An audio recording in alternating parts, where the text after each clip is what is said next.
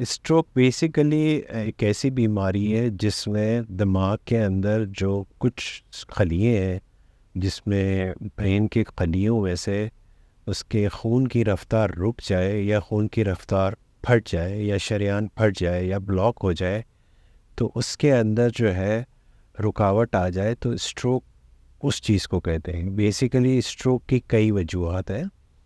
एक तो ये है कि स्ट्रोक जो है फैमिली में रन करता है। दूसरा ये है कि स्ट्रोक के काफ़ी मॉडिफाइबल रिस्क फैक्टर हैं, जैसे हमारे माशरे में अनकंट्रोल्ड हाइपरटेंशन है, हम उसको अगर मॉडिफाई करें तो हम स्ट्रोक से बच सकते हैं। अनकंट्रोल्ड डायबिटीज़ है, अगर उसको हम कंट्रोल करें या उसको सही मैनेज करें तो हम स्ट्रोक से बच सकते हैं। दूसरा ये तीसरी जो वजह है मेन, वो है कोलेस्ट्रॉल की ज़्यादती, जिसमें सारे कोलेस्ट्रॉल के लेवल्स स्पेशली एलडीएल वगैरह का हाई होना स्ट्रोक का बायस बन सकता है। अब कुछ क्योंकि आगे तहकीकात हो रही हैं तो उसमें स्मोकिंग, हाइपर होमोसिस्टीनीमिया, ब्लड में विटामिन बी 12 का कम होना, ये भी एक रिस्क फैक्टर है जो स्ट्रोक को करवा सकते हैं। अब स्ट्रोक जो है वो दो तरह के होते हैं, एक होते हैं इस्कीमिक स्ट्रोक होते हैं और एक होते हैं हेमरेजिक स्ट्रोक होते हैं। अच्छा, दूसरा ये होता है कि जो कुछ शरेआनें ऐसी होती हैं जो धड़कती शरेआनें हैं, जिसको आर्टीरियल कहते हैं, अगर ब्रेन के अंदर उनके अंदर ब्लॉकेज आ जाए या रुकावट आ जाए या वो शरेआन फट जाए तो स्ट्रोक हो सकता है। दूसरा होता है कि नान धड़कने वाली, जैसे वीनस चैनल होते हैं, वीनस चैनल अलग ब्लॉक हो जाए, ख़ास करके फीमेल्स में, फर्टाइल फीमेल्स में, या ओरल कंट्रासेप्टिव के बाद या प्रेगनेंसी से रिलेटेड जो वीनस चैनल्स हैं वो ब्लॉक हो सकते हैं। या छोटे बच्चों में डिहाइड्रेशन हो जाए तो उसके अंदर वीनस चैनल ब्लॉक की वजह से भी स्ट्रोक हो जाता है। अब उसमें दो तरह के स्ट्रोक होते हैं, या तो इस्कीमिक हो जाते हैं या हेमरेजिक हो जाता है। अब बाज़ दफ़ा स्ट्रोक जो हर एज में हो सकता है, इवन स्ट्रोक न्यूनेट्स में भी हो सकता है, चाइल्डहुड में भी हो सकता है, एडल्टहुड में भी हो सकता है, या मिडिल एज में, या एल्डरली पीपल पॉपुलेशन में। इसका कोई ऐसा नहीं है कि स्ट्रोक एक एज ग्रुप में आ जाए। स्ट्रोक किसी को भी किसी वक्त भी हो सकता है और ये जानलेवा भी हो सकता है। अगर सडन हेमरेज हो जाए ब्रेन के अंदर उन ख़ास खलियों में, जैसे ब्रेन स्टेम है या वेंट्रिकल्स के अंदर चला जाए, तो स्ट्रोक के अंदर जब सडन राइज ऑफ प्रेशर होगा इंट्राक्रेनियल, तो बंदा बेहोश भी हो सकता है और वेंटिलेटर पे भी जा सकता है और जान भी ले सकता है। आप हमेशा याद रखें, बी फास्ट मीन्स के बैलेंस, और आपका फेस, आर्म और लेग ये मुतासर हो सकते हैं कि अगर चेहरा एक तरफ ड्रूप करने लगे, आर्म वीकनेस होना शुरू हो जाए, या आपको बोलने में मुश्किल हो जाए, तो आपको टी फॉर द टाइम है। बिकॉज टाइम के, अगर टाइम पे रीच करेंगे अस्पताल के अंदर जहाँ पे आगे तिब्बी इमदाद दी जाए, तो उसको हम बी फास्ट जो है ना, उसको स्लोगन्स को हमें याद रखना चाहिए। स्ट्रोक में ये है कि टाइम इज़ इम्पॉर्टेंट। अगर आप लेस देन 3 आवर्स के अंदर अस्पताल में आ गए तो आपका पहला घंटा जो होता है वो गोल्डन आवर कहलाता है। उस गोल्डन आवर के अंदर जो है वो आपके स्कोरिंग होती है, एनआईएच स्कोरिंग होती है, आपका स्कैन होता है और आपको असेस किया जाता है। फिर आपको इलाज के लिए दो तरह के इलाज होते हैं, या तो हम उसको क्लॉट बस्टिंग इंजेक्शन लगा देते हैं विद इन 3 आवर्स, या उसको क्लॉट को इवेक्यूएट करते हैं, सक करते हैं, या मैकेनिकल थ्रोम्बेक्टमी कर सकते हैं। ये तो हो गया इलाज आपका अक्यूट इस्कीमिक स्ट्रोक में। बाकी अगर हेमरेजिक स्ट्रोक है तो सबसे अहम चीज़ ये होती है कि उनका ABC मेंटेन करना बहुत इंपॉर्टेंट होता है, बिकॉज कि राइजिंग ICP की वजह से ना उनका एयरवे, ब्रीदिंग और सर्कुलेशन मुतासर हो सकती है। तो राइजिंग ICP जो होता है वो जानलेवा होता है। तो इसलिए जितना भी हम अर्ली रिपोर्ट करेंगे हॉस्पिटल के अंदर, तो हम कॉम्प्लिकेशन से प्रिवेंट हो सकते हैं। अब आते हैं कि अलामतें पेशेंट क्या फ़ील करता है। पेशेंट दो तरह के होते हैं कि एक तो वो एंटीरियर सर्कुलेशन में स्ट्रोक होता है तो उसकी अलामतें अलग होती हैं, और एक होता है पोस्टीरियर सर्कुलेशन।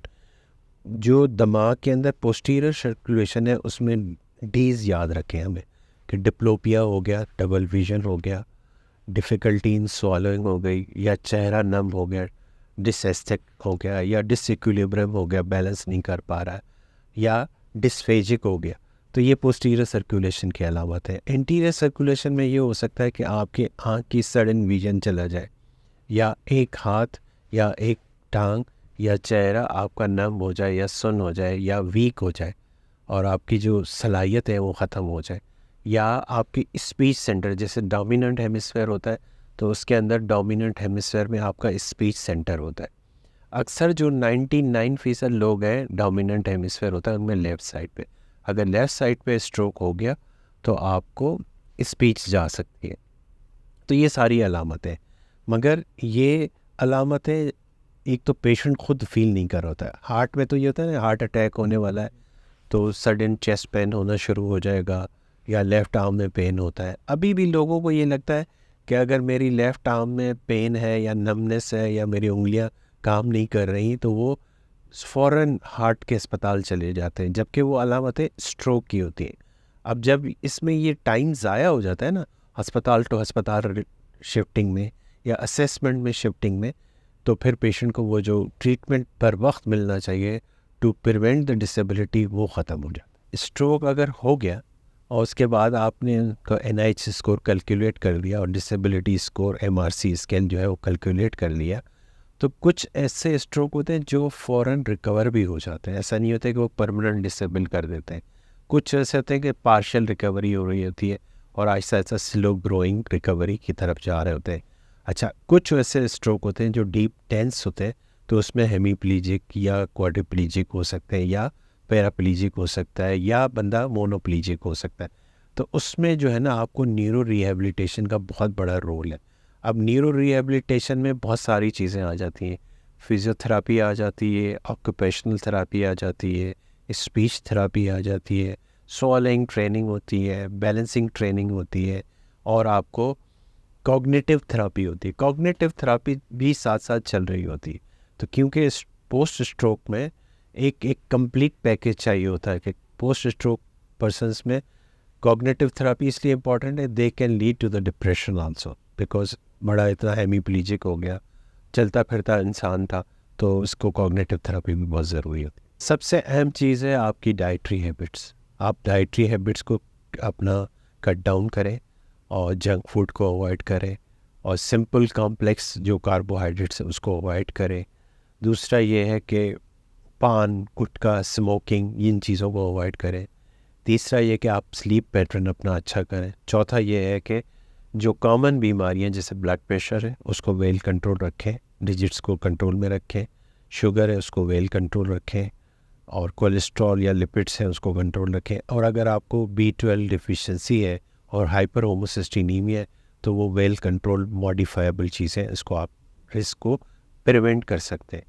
सबसे अहम चीज़, आपकी फ़िज़िकल एक्टिविटी का बहुत बड़ा रोल है, और आपके ओबेसिटी को प्रिवेंट करने में, आपको स्ट्रोक प्रिवेंट करने में काफ़ी मदद मिलती है। कोविड रिलेटेड वैक्सीन और पोस्ट कोविड, इसमें ये देखा गया कि जो शरेयानें हैं वो सख्त हो गई और उनके अंदर थ्रोम्बोसिस जमा हो गया, मींस के क्लॉट बनना शुरू हो गए, और वो किसी वक्त भी क्लॉट जो है वो किसी ऐसी शरेयान को ब्लॉक कर दे जहाँ पे हमारे ब्रेन के कुछ अच्छे खली हैं और वो मुतासर हो सकते हैं। तो हमारी इस कोविड के 3 साल पीरियड में 20 से लेके 21, 22, 23 तक हमारे पेपर भी छपे हैं, और हमने पाकिस्तान सोसाइटी ऑफ न्यूरोलॉजी की तरफ से, प्लस हमारे जो मल्टी डिसिप्लिनरी लोग हैं और मल्टी सेंटर स्टडीज़ की हैं साथ में, हमने उसमें देखा है कि इसका प्रिवेलेंस ज़्यादा हो गया लोगों का स्ट्रोक का। और दूसरा ये है कि वैक्सीन रिलेटेड कुछ वैक्सीन ऐसी थी जो थ्रोम्बोजेनिक थी, मींस के उसके अंदर थ्रोम्बोसिस बनने का ज़्यादा प्रिवेलेंस था। तो ये एक हकीकत है, मिथ्स नहीं है। अब पोस्ट स्ट्रोक काफ़ी और चीज़ें भी हमारे पास पेशेंट आई पोस्ट कोविड, उसमें ख़ास करके वाइट मैटर में, जो ब्रेन का वाइट मैटर उसके अंदर चेंज हुई, तो वो वाइट मैटर सिकुड़ना शुरू हो गया। तो पेशेंट्स के साथ वीकनेस के साथ आ गए, या कमज़ोरी के साथ आ गए, या मेमोरी लॉस के साथ आ गए, या उनके जो है यूरिनरी और फीकल इनकॉर्डिनेंस के साथ है।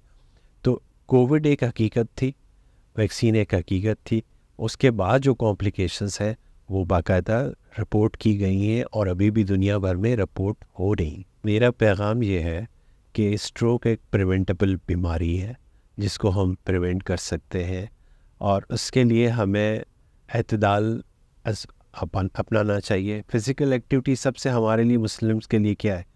5 वक्त की नमाज। हम 5 वक्त नमाज पढ़ें तो हमारी फ़िज़िकल एक्टिविटी अच्छी हो जाती। सुबह सवेरे उठें और रात को सवेरे सोएं। और डाइट में हमें अपनी अच्छी डाइट लेनी चाहिए, स्मोकिंग को क्विट करना चाहिए। तीसरा ये है कि स्ट्रेस लेवल अपना कम करें, और अगर आपके मॉडिफाइड रिस्क फैक्टर्स हैं, ब्लड प्रेशर है, शुगर है, कोलेस्ट्रॉल है, ब्लड शुगर में अगर B12 कम है या होमोसिस्टीन हाई है तो उसको मॉडिफाई करें, तो हम स्ट्रोक से बच सकते हैं। अगर हम स्ट्रोक से बच गए तो हम डिसेबिलिटी से भी बच सकते हैं।